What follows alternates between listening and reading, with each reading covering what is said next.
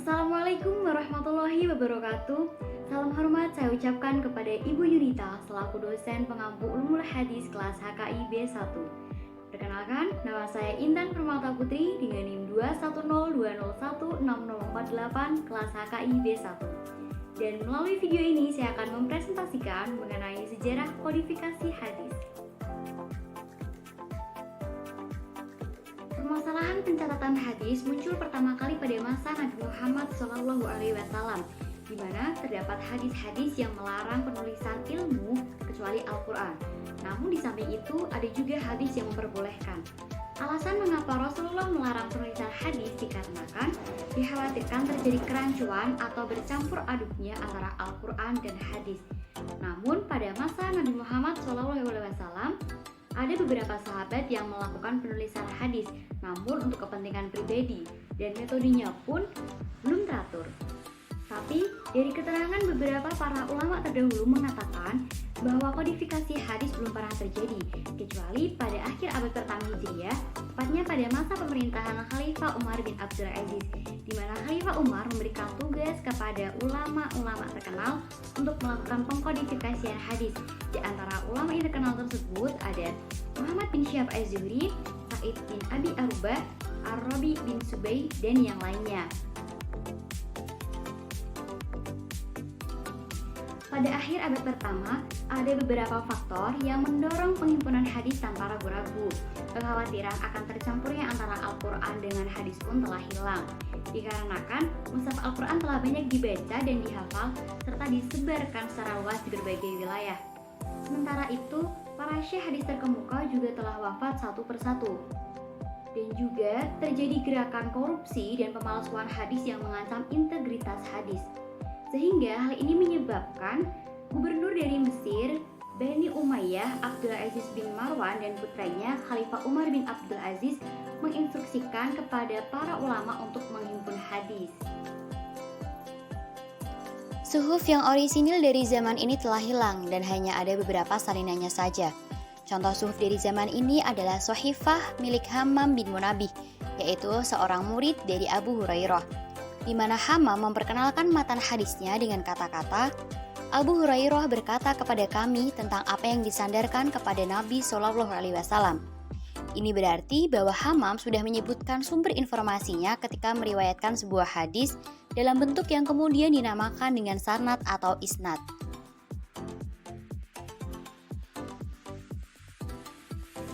Para ulama di masa selanjutnya mulai mengelompokkan hadis sesuai dengan judul yang mengindikasikan persoalan yang dihimpunnya. Buku ini dinamakan Musannaf atau periode Musannaf, yang berarti kompilasi yang dikelompokkan atau disistematiskan.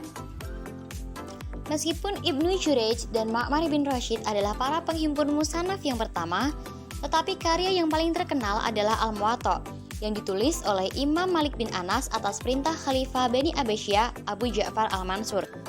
Kitab ini juga merupakan upaya perbaikan dari kitab seorang mufti terkenal, yaitu Abdul Aziz bin Abdullah Al-Majsun. Karakteristik atau ciri-ciri kitab hadis hasil penulisan abad kedua Hijriah. Yang pertama, telah disusun berdasarkan sistematisasi dan klasifikasi hadis-hadis sesuai dengan topik-topik tertentu. Yang kedua, masih mencampur adukan antara hadis marfu, hadis mauquf, dan hadis maqtu. Dan yang ketiga, belum adanya pemisahan yang jelas antara hadis sahih, hadis hasan, maupun hadis dhaif. Pada periode Musannaf, walaupun hadis telah disusun secara sistematis, namun masih mencampur adukan antara hadis Nabi dengan keputusan atau tambahan hukum dari para khalifah, sahabat senior, dan para tabi'in. Dalam upaya perbaikan terhadap hadis model Musannaf ini, kemudian muncul gerakan untuk menghimpun hadis dengan model musnad. Beberapa kitab hadis dengan tipe musnad diantaranya yaitu Musnad Sulaiman bin Daud At-Tayalisi yang dianggap sebagai kitab hadis pertama dalam bentuk musnad, Musnad Ubaidillah bin Musa Al-Arbasi, Musnad Musaddad Al-Basri, Musnad Nu'aim bin Hamad Al-Khazai Al-Misri, dan Musnad Ahmad bin Hambal yang dianggap sebagai musnad paling sempurna dan paling luas cakupannya atas hadis-hadis yang beredar pada saat itu. Selanjutnya, ciri-ciri hadis periode musnad. Yang pertama, yaitu merupakan kitab hadis yang paling banyak mencakup hadis Nabi di antara kitab hadis yang lain. Yang kedua, berisi hadis yang berstatus marfu dan mutasil sekaligus. Dan yang ketiga, pengklasifikasian hadis berdasarkan nama sahabat tertentu.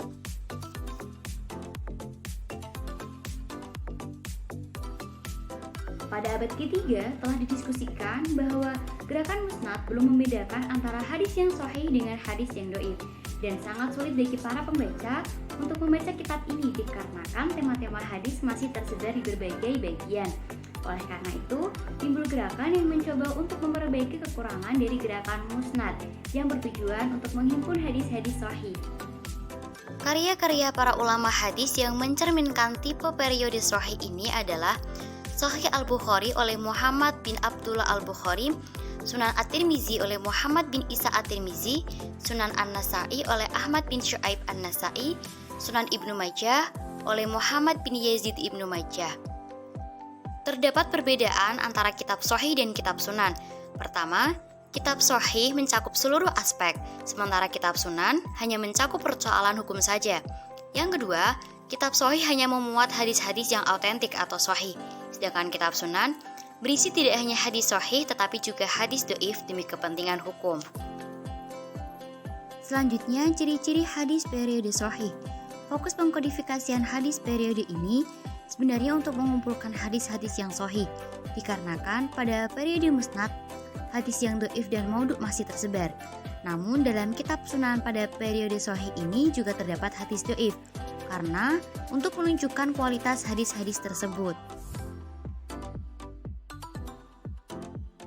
Gerakan syarah dan ikhtisar ini dilakukan karena para ulama telah menyadari bahwa upaya seleksi hadis telah mencapai puncaknya pada periode Sahih yang dipelopori oleh Bukhari hingga abad ke-7 Hijriah.